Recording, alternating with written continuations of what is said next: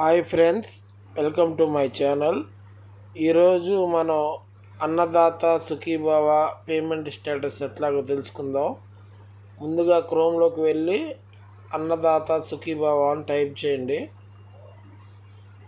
First click open చేసినాక మనకి ఇట్లా వస్తుంది. ఇట్లా ఉంటుందండి.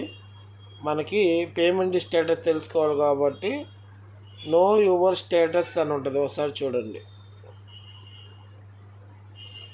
రైట్ సైడ్న నో యువర్ స్టేటస్ అని ఉంటుంది. క్లిక్ చేయండి. క్లిక్ చేసినాక మనకి ఆధార్ నంబర్, మీ యొక్క ఆధార్ నంబరు క్యాప్చా ఒకటి అడుగుతుంది. మీ యొక్క ఆధార్ నంబరు అనేది ఇచ్చి అక్కడ ఎంటర్ చేయండి.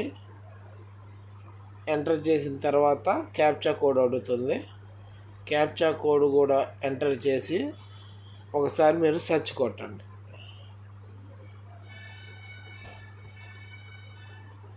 సర్చ్ కొట్టినాక చూసారా, ఇట్లా కొట్టితే చాలు. ఇక్కడ వీళ్ళకి నో రికార్డ్ ఫౌండ్ అనేది వచ్చిందనమాట. అంటే వీళ్ళకి డేటా ఏమీ లేదు, ఏమి అమౌంట్ అనేది రాలేదు, అసలు రిజిస్టర్ అవ్వలేదు. కాబట్టి మీకు చూపించడానికి నేను అట్లా వేసాను.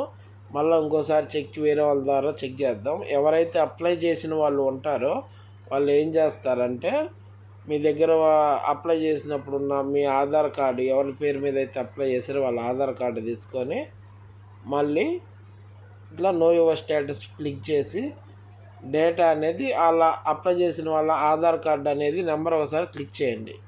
క్లిక్ చేసినాక క్యాప్చా కోడ్ ఎంటర్ చేయండి. ఎంటర్ చేసినాక మళ్ళీ యథావిధిగా సెర్చ్ అనేది కొట్టండి.